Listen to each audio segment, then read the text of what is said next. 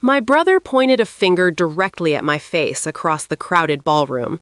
Mason sneered into the microphone, his voice booming through the speakers.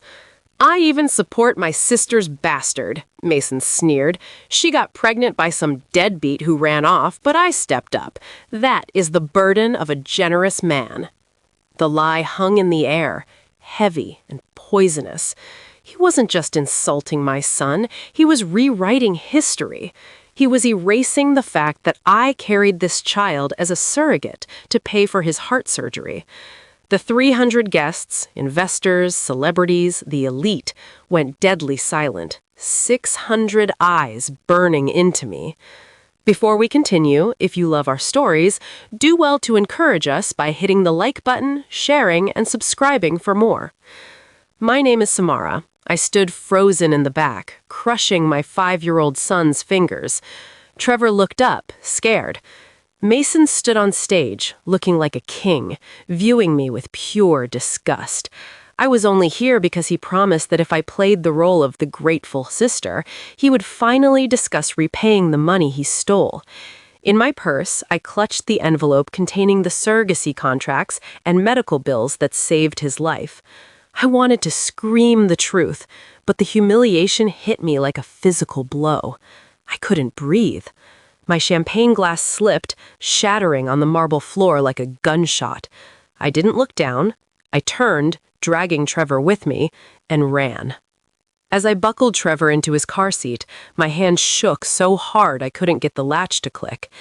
My mind snapped back 6 years. It was the silence of a hospital deathbed. That man in the tuxedo was a skeleton back then. I remembered the smell of antiseptic and the heart monitor beeping. Too slow. Our parents were dead. It was just us. Mason gripped my hand with fingers like dry twigs. "Don't let me die, Sammy," he begged, tears leaking from sunken eyes. "I meant for great things." Insurance denied his experimental heart surgery. It cost $90,000. We were broke. I sat in the hallway, head in hands, when I saw the ad for the surrogacy agency. It promised huge compensation. The offer was $95,000. To a drowning person, that extra $5,000 felt like $5 million. It was a miracle that meant I could keep the lights on and put food in the fridge while he recovered. I didn't think about the pain. I picked up the phone and sold my womb to save him. The next 9 months were a nightmare. I wasn't a person. I was an incubator for Mason's cure. Violent morning sickness, hormone injections that bruised my stomach. I cut off friends, ashamed. I was doing this for money, but it was blood money. Because the surrogacy fee had been placed in an irrevocable escrow account months prior, the agency released the final balance to me without issue. I walked straight to the hospital billing department. Mason got the surgery. I watched the color return to his face. He cried and kissed my hands, swearing he owed me his life. But the universe is cruel. 2 weeks before my due date, the intended parents died in a plane crash. They died deeply in debt, and their personal assets were frozen by creditors immediately.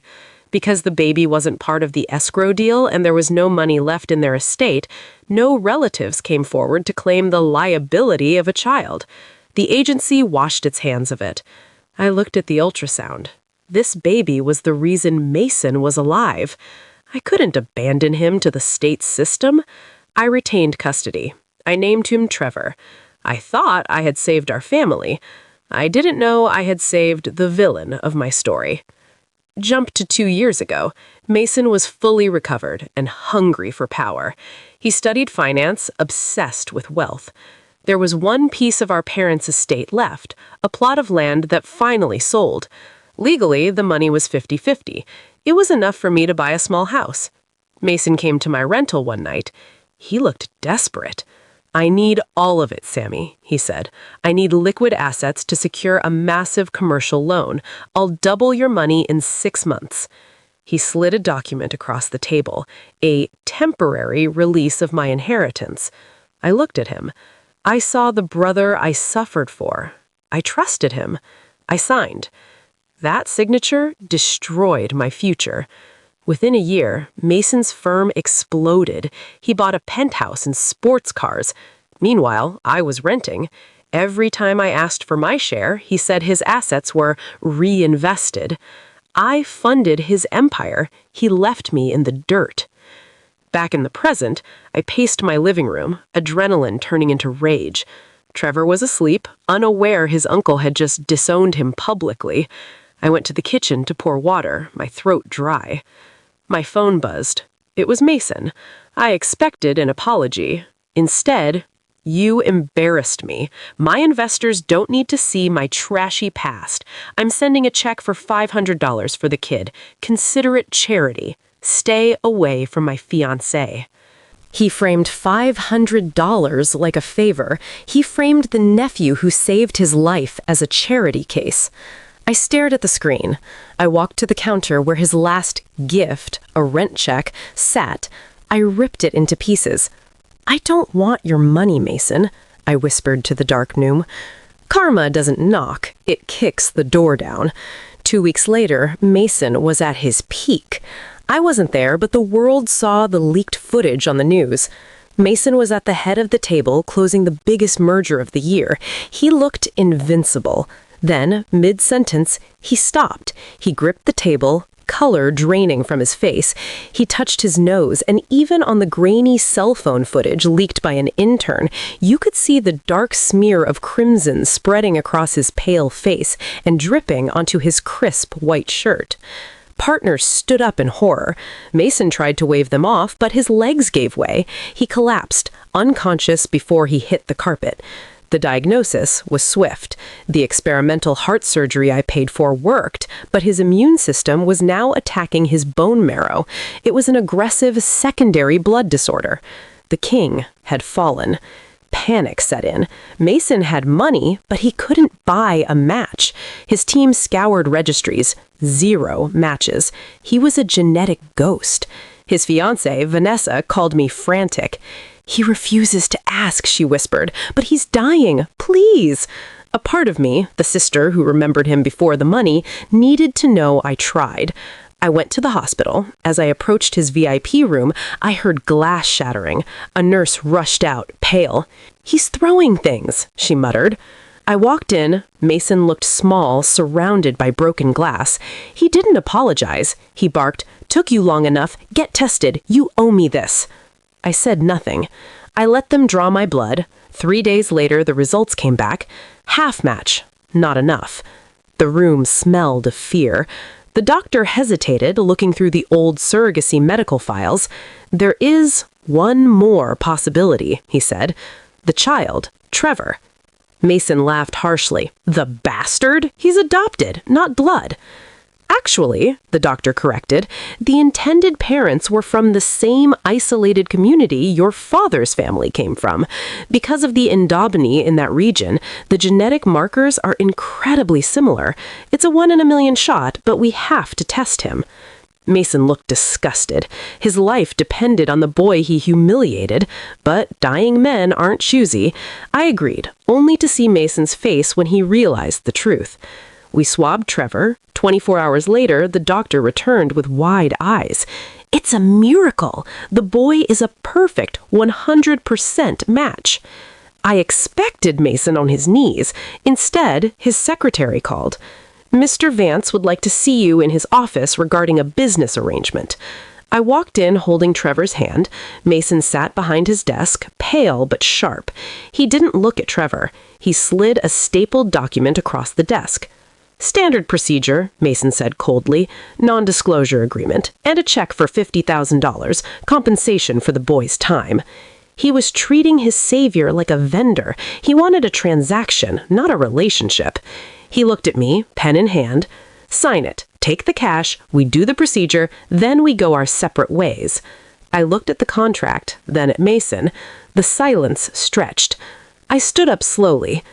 "Do you remember the gala, Mason? You called him a bastard. You lied and said he was born of my poor choices."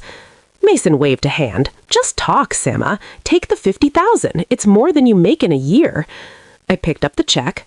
Mason smirked. Then I crumpled it and threw it in his face. My son is not a spare parts bin for a man who disowned him, I said, rage shaking my voice. You can't buy him. Mason's jaw dropped. You're letting me die? No, I said, pulling Trevor to the door. You're letting yourself die because you think money is the only thing that matters. I slammed the glass door, leaving him stunned and fading. Before I tell you how Mason reacted to my refusal and the vicious smear campaign he launched against me, I have to ask, if you have come with us this far, it means you are really invested in Samara's fight for justice. Please do well to like this video, share it with friends who love satisfying underdog stories, and subscribe to our channel so you never miss a part. Also, tell us in the comments where you're listening from. We love seeing our global community. Thank you. I thought walking away ended it. I was wrong. Mason declared war. 2 days later, my face was on social media. Headline, Greedy Sister Holds Dying Brother Hostage for Millions. Mason leaked a twisted story. He painted me as a monster, letting him die for money. Paparazzi camped at Trevor's school. I felt trapped. The lowest blow came Tuesday. A knock at the door. 2 women with clipboards. Child Protective Services, one said. We received an anonymous tip about unstable living conditions. My knees buckled. Mason wasn't just shaming me. He was trying to take Trevor to show I was unfit without his charity. I sat on the floor, shaking. I couldn't fight Mason's millions alone. I needed a weapon. I dug out the surrogacy records to find the biological father's full history. His name was listed as Jonathan Halloway. For years, I'd only searched for the parents' names. This time, I searched for the surname Halloway in the region they came from. That's when the connection clicked. His father wasn't just anyone. He was listed in an old obituary as the surviving father. Silas Halloway, the retired corporate judge known as the Gavel. I realized Silas hadn't known about the surrogacy because his son hadn't spoken to him in years. He had no idea Trevor existed. I typed the email. 10 minutes later, a deep voice called, "Meet me at the Arboretum. Bring the boy." Silas sat on a bench, leaning on a cane. When he saw Trevor, his stone face shattered. Trevor was the image of Silas's late son. Tears filled the old judge's eyes. "I didn't know," Silas whispered. "My son." We were stubborn. I thought his line ended with the crash. He played with Trevor for an hour. Then he turned to me, face hardening. "Tell me everything."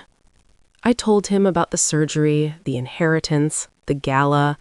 I told Mason called Trevor a bastard. Silas went still. He gripped his cane until his knuckles turned white. "He called my grandson a bastard?" Silas whispered. It was a verdict. "Let's give your brother exactly what he deserves. Justice." 3 days later, Silas was confined to a hospital bed, skeletal. His lawyers threatened to sue for genetic material. A bluff, but scary. I walked in, looking defeated. "I give in," I whispered. "CPS came. I can't do this. I'll sign." Mason smiled weakly. "Smart choice, Sammy." He nodded to his lawyer, who thrust the NDA. I pushed it away. "No, not that contract. This one." I pulled out a black binder Silas had drafted. I dropped it on his bed.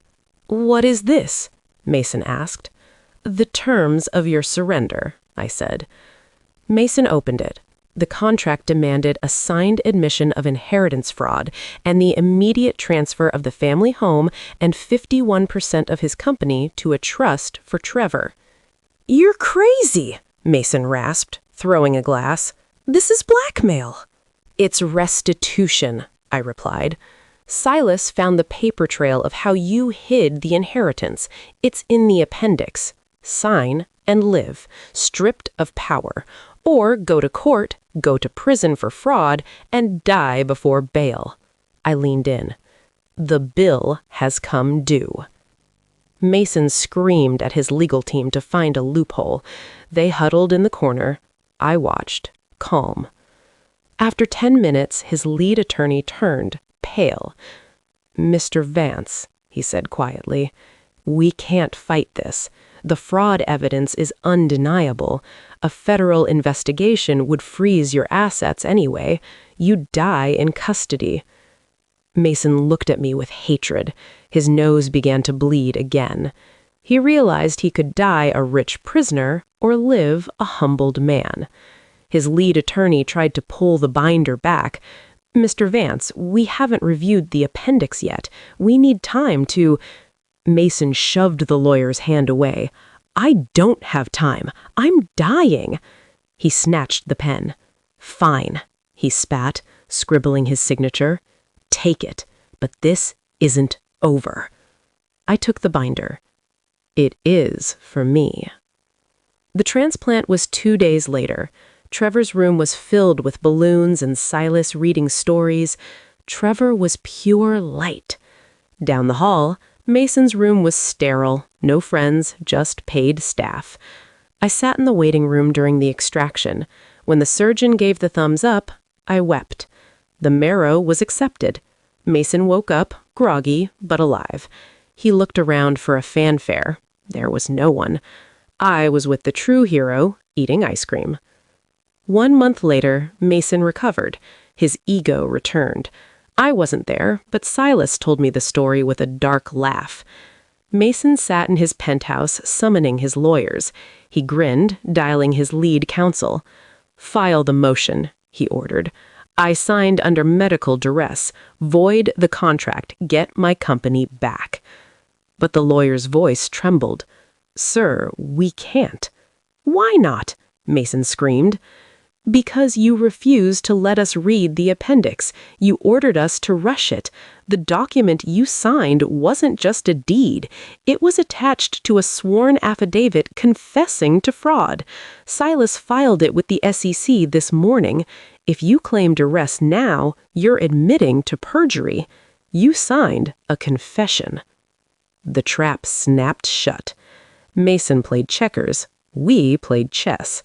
By signing that confession to save his skin, Mason triggered a corporate bylaws clause. A CEO who admits to fraud cannot sit on the board. The news broke at 9 a.m. By 11 a.m., the board voted no confidence. Silas, representing Trevor's trust, took over as interim chair. I watched on TV from my recovered family home. Security escorted Mason out of his skyscraper. He wore a tracksuit, shielding his face, looking small. He kept his freedom, but lost his crown. 6 months later, life is peace. Trevor is in a good school. Silas comes for Sunday dinner. Yesterday, my phone rang. "Sammy?" Mason's voice sounded broken. "I'm in a bind. The blacklist is real. I need a small loan to get back on my feet. Family?" I stood on the porch watching Trevor chase fireflies. I didn't feel anger, just pity. "I can't help you, Mason," I said softly. "You said you were a self-made man. Prove it. I hope you have a long life. You worked hard for it." I hung up. I joined my son in the yard. The cycle was broken. Justice was served. We were free. This story isn't just about a family feud. It is a powerful reminder that integrity is the only currency that matters. Mason believed success was measured by what he could take. He viewed kindness as weakness. He thought he could build an empire on lies and discard the people who saved him. The lesson: never mistake silence for weakness. Mason's arrogance blinded him to the fact that the people you step on to get to the top are the same people you need when you fall. True power isn't about status. It's about loyalty and truth. Be careful who you call a bastard today. They might hold the keys to your survival tomorrow. Thank you for following Samara and Trevor's journey. It was an emotional ride of vindication. If you enjoyed this underdog story, please smash that like button, subscribe, and turn on notifications. Tell us in the comments. Do you think Samara was too harsh, or did Mason get what he deserved? Type Team Justice if you think she did the right thing. See you in the next story.